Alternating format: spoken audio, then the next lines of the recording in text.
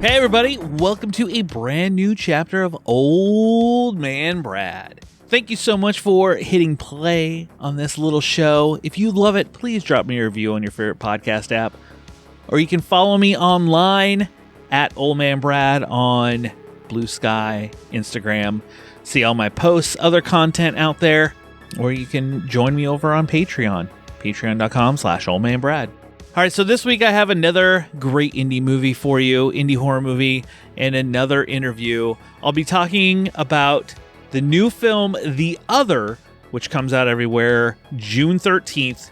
And I have an interview with the writer-director of the movie, Paul Etheredge, as well as the producer of the film, Jeffrey Reddick, who you may know as the creator of the Final Destination series.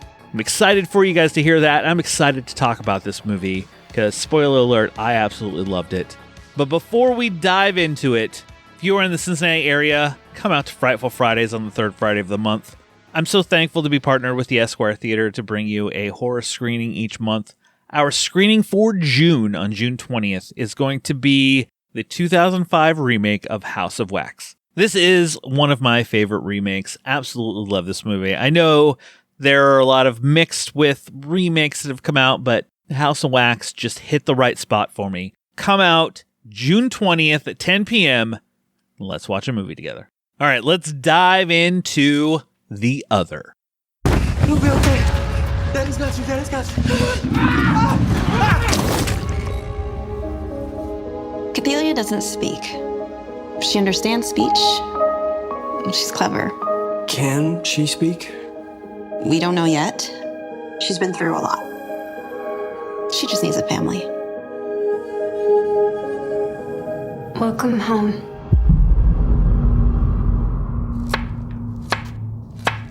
I found out what happened to your new little girl. Mom, no. The mother butchered the whole family. Something's not right in the house. I've been feeling strange too. I'm sure Cathelia is as well. And it feels like there's something else. You knew a monster before. It follows you. It follows you everywhere. It's already here. Unable to conceive, a couple seeks to build a family with a young orphan survivor of a tragic childhood. But their act of love turns to horror when they realize the violence in their foster's past has returned to destroy their new family. This is written and directed by Paul Etheredge. It stars Olivia Macklin, Dylan McTee, Evangeline Friedlander, Lily D. Moore, Shawnee Smith, and a few others. Like I said, this comes out June 13th. I'm going to give you just a few quick thoughts here before we dive into our interview, and then I'll kind of dive into it a little bit more. I'm going to keep it spoiler-free. I love this movie. I thought this movie had a great atmosphere to it. It was very creepy in moments. It kind of kept you guessing throughout just the direction it was going. I'll dive into that a little bit more on the other side of the interview, but I'm going to say, go watch The Other. It is well worth it, not only for the story, but everybody in the film kills it in their roles. But enough of those ramblings. We'll ramble a little more after my interview. Let's dive into my interview with Paul and Jeffrey as we talk The Other. From projects such as Hellbent, Buried Alive, Don't Look Back, and Final Destination, both my guests today are no stranger to horror. Their new film, The Other, comes out everywhere June 13th. I want to welcome in writer-director Paul Etheredge and producer Jeffrey Reddick. How you guys doing today? Doing well. Hey, good morning. Yeah, putting on an early morning face for you. So, Paul, how did you come up with the idea for The Other? I had a nightmare about being a new father and having an infant that was unmanageable. The anxiety that I felt in that dream of needing to take care of something that I had kind of, shepherded through life, all of that. And it being absolutely bitey and malicious and just this ugly thing. And my kind of like, holy shit, how am I ever going to be a good dad? That stuck with me. and that fueled the other. I'm a parent of 2 boys, and being a parent is I mean, it's a horror movie in itself. Right. Yeah, I'm sure. And I didn't have kids. And it was like, oh God, this is what I'm looking forward to. It's like shit. And Jeffrey, what attracted you to the project? For Paul, first of all, we've been old friends. I'd actually seen Hellbent. I was a huge fan of that before I met him, and then I saw his other projects and got to just become really good friends with him. So he's such a talented writer and director. And when he told me about this story and he showed me the script, I was like, I want to be a part of this. Just because I think that horror, especially horror that deals with like real issues, like family and found family and, trying to have a family when you can't. And then feeling like you're not a good enough parent, like all those themes really, really struck with me. And I think, one of the things I love about Paul's writing, and Paul in general, is we both have a very sick sense of humor. Like we did, off camera, we're just like, hope nobody's recording this. So even though all the memes that I can't send to anybody else, they go directly to Jeffrey. And so I get his sense of humor too, which comes from very awkward situations, as opposed to like, I'm going to tell a funny joke right now and get a laugh. So I saw like the emotional stuff in the story, but I also saw like the undercurrent of awkward, intentionally awkward, like kind of dark humor that kind of grows and grows until it's not that the film becomes like a laugh fest at the end, but it's like really kind of just bonkers, like crazy. When the shit hits the fan. And I just really fell in love with the project and was like, I've always wanted to work with Paul and want to, obviously want to continue working with him. I think he's a great filmmaker. Yeah. Just really connected to the project, and just the chance to work with Paul was like, we got to get this made. For the record, we've been like besties for over 20 years. Okay. So it's like, this is like, over like 10. It's come on. It's old man. I said 20. It's been 20. Yeah. I said over 20. Oh, I thought you said 10. I was like, let's not. No. Now, you mentioned this came as a dream, which kind of sums up a little of this question. This film very much gives a feel, it goes in many directions, from like cosmic horror, almost Lovecraftian, to ghosts, to demons, and many other things. How did you go about mixing like these elements with the tension throughout the movie? I knew initially we were crafting this. I was crafting the script for a much lower budget than what we ended up with. And I knew that in order to attract any attention at all, I just had to be audacious and not hold back on any of my creative impulses and find a way to do it. So whenever I was at, sort of an impasse in my story, I'm like, well, what's the most fucked up, weird ass thing I can do? And I do that. So, I mean, there was just sort of a natural blend. And, there are all kinds of those 80s Dead Alive. That was actually 90s, I think. But, that kind of thing that fueled my bank of creativity when I was writing this. And I'm like, well, they just went gonzo. Why can't I? Let's just do it. Well, it's funny that you mentioned that, because as I was watching it, it was like 80s movies that kind of popped in my head. It's like, like The Curse and like various movies of that go bonkers with kids in the lead. It felt very much like that. Well, good. I mean, it was for the record, I didn't make this to be a scary movie. It was really about being a fun ride and not knowing necessarily what's going to come next, and have it be, just turning on a dime, like you said, going on all these different directions. So you're not necessarily plotting ahead as to where it's going to go. I hope that, most people are still carried along by it. But I mean, it was just sort of that throwback to all the pleasure I had as a kid watching, checking out the VHS and seeing what nonsense, they were going to throw at me. It was great. And both your younger actresses, Evangelina and Lily, I mean, they do some heavy lifting scenes in the movie. How was it working with both of them? Phenomenal, actually. Thankfully, I'd never worked with kids before. Okay. Or a special needs actor. And to combine both of those, it's just like, if I bomb on this movie, I'm going to go out on fire. I'm going to just throw everything I can possibly do at myself. So I'm going to put 2 children in the leads and make one of them, a special needs character. But they were not at all problematic. They were fantastic. Lily got she's sort of a grounding influence in the humor of the film, and she innately understood that role. And Evangeline as a Cathelia, I mean, just so capable of emoting without any words. I mean, which is pretty remarkable, I think. I wanted to ask you about that. I mean, she doesn't talk throughout, so she really had to rely on facial expressions and the way she reacts to things. How was that not only challenging for you, but for her as you're filming it to be like, nope, you can't scream here. You got to nothing can come out. Wildly, she was totally down for that. We never slipped. I mean, she never resorted to making noises. She just threw it all up into her face. She came in like that.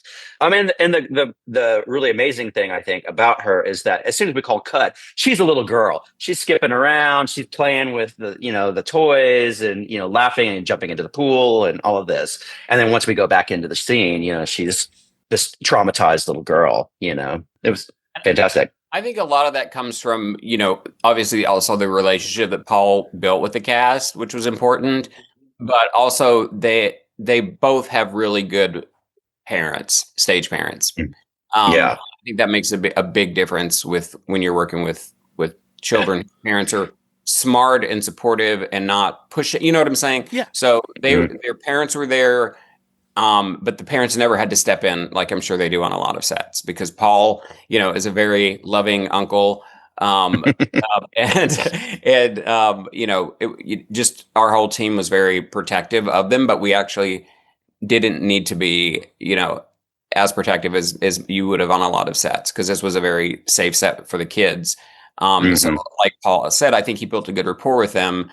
But they were just on their game, and then they would do something really serious on screen, and then you would yell cut, and then they're like, "All right, let's." You also had, Shawnee Smith, who is a veteran in the horror world, as a small role. How did she bring that kind of help around, the set for you? Shawnee is an absolute pro, and we were so lucky to get her.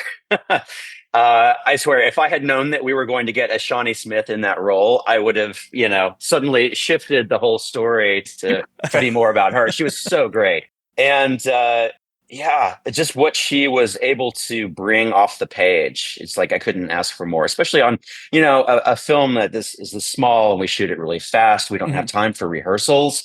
And so I really have to lean on the actors to, come up with what their characters will do to make them interesting.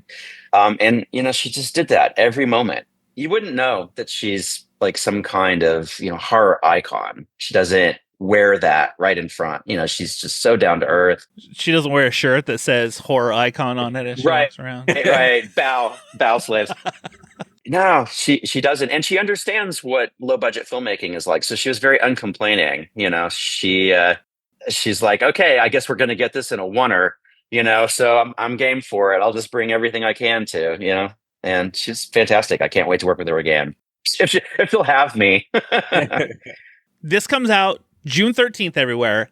Everybody can go check out The Other. What do you want people to, one last thing you want them to know about the movie? And say, I'm going to tell everybody, go see it. I mean, see this movie. I absolutely loved it. Jeffrey, take it. I just, I want people to know I'm a big supporter of indie filmmakers across the board. So it's not just like I'm always promoting my films, but I do think this is a really fun, smart, special, like our whole cast is really phenomenal. They are doing something different. Our lead parents are great. You've got one guy who's per Paul's Nightmare doesn't know how to be a father, but is really trying so hard. And then you've got the mother who's been unable to have children, who's kind of closed off, and just seeing all the dynamics.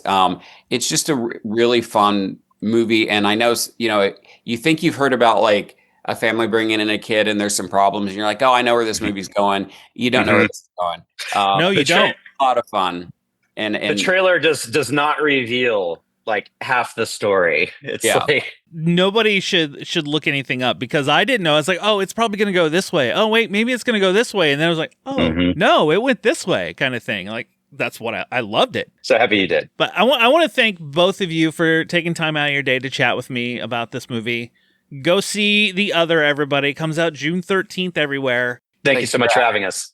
I want to thank Paul and Jeffrey again for taking time out of their day to chat with me. I always love chatting about these indie horror films, and I truly wish them all the best with this movie because it hit me just right. I'm going to try to, like I said, I'm going to keep this as spoiler-free as possible, but this film, there's this young couple played by Olivia Macklin and Dylan McTee who it starts out with them adopting this young girl played by Evangeline Friedlander. She doesn't talk. She's basically a mute. They don't know if she can talk, if something happened that she doesn't want to, or what it is. But this young couple is like, you know what? She needs to be loved. She needs a home. We're going to bring her home. We're going to love her, everything. And after they get back home, slowly dark things start to happen. You know, this girl, each night she'll either take knives up to bed. She takes power tools up there. Like, she's trying to protect herself from something. And within the house, there are, like, food starts to rot quickly. It's almost like black mold that kind of shows up in places. And then you eventually get this kind of oozy pink something in their pool that shows up. And it gives you, or at least it gave me, this feeling of color out of space. As I was watching it, I was like, all right, if we're going to go cosmic horror, color out of space, things are happening.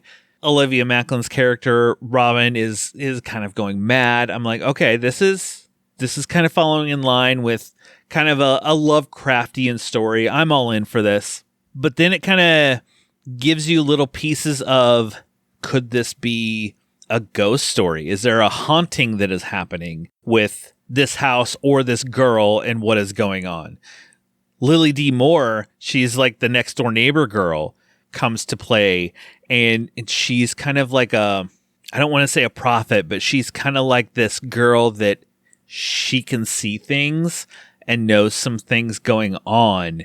You kind of get more pieces of the story, but it doesn't fully explain to you what's going on. So you have these elements of, it feels like cosmic horror, Lovecraftian stuff. You have ghost story-esque type of things of, is it haunted in this house? Are there other entities that are doing things in this house? And for a brief moment, I was like, oh no, we're going to have a haunted pool like Night Swim. No, don't do that. And then you have the other side of, like, could there be demons? Could there be other possession things happening throughout? And Paul does a very good job with it. Like, in the interview, he mentioned how it came to him in a dream. And it was a dream of raising a child and anxiety and everything of like that involved. But you can kind of see some of that dreamness throughout the movie, where it's many different things kind of interweaved around of this uncertainty of what is going on and what is happening to this young girl. The whole time, she doesn't speak. You eventually find out why and what is going on. Evangeline does a fantastic job in this role of this little girl who can't talk. The movie really relies heavily on her reactions, her facial expressions, and everything else with it. I'm sure, I mean, I mentioned in the interview how difficult it could have been for her to be like, I can't scream. You can't do anything. Honestly, I can't praise this movie enough because it hooked me in. Once things kind of started going, it pulled me in, and I was like, where is this going? What is it going to be? I want to know more of what is happening. So it just took me on this journey through to the end. And when you finally find out what it fully is and what is causing this, with another little twist at the end. Because if I compare it to some other film, it will fully give everything away. Go check out The Other. It is highly, highly, highly recommended from me because it hit every piece it needed to for me to just absolutely love it. I cannot wait to watch this again. I'm hoping and praying that they give it a physical release because I will purchase that release when it comes out. But go check out The Other. It comes out June 13th. And let me know what you thought. See if it hit you the same way. All right, on my way out, I'm going to give you a fun little double feature to go with The Other. And I'm honestly going to have you double feature it with a movie that came out recently. It just came out on digital this past week for you to be able to rent. The movie Marshmallow, which I talked to the director Daniel Del Purgatorio when the movie came out in theaters. And it is another movie like The Other. And this one, they have this very 80s vibe to them. Like it's those movies I used to rent from the video store with kids against, the other like creatures, like the curse, the gate, anything like that. And then Marshmallow, you have the kids and a summer camp and the summer setting with a twist to it. The Other and Marshmallow, I think I'm going to actually rent both of them this week. I want to do this double feature. I think they would play so good together. It would give you that kind of 80s-esque feel for the weekend or whenever you watch it. And just kids against whatever evil entity, creature, spirit, whatever it might be. Kids against those. Go watch them. The Other, Marshmallow. That is my double feature for this week. Well, that will do it for this chapter of Old Man Brad. I hope you enjoy the interviews that I've been doing. I have some other great interviews in the works, as well as probably my biggest series that I have ever done on the show coming in July. I'm calling it the Month of Matai. Bruno Matai movies. I have 6 total that I am doing. 5 of them will be on the main feed here on the show, and then 1 that will be a patron exclusive. His movie, The Other Hell, will be Patreon only. I'm going to have guests for each episode throughout the month. Just subscribe to the show and you will never miss any of that. I will be back soon. Just snuggle up in that blanket, turn off the lights, because it's okay to be scared. We'll talk to you later, everybody.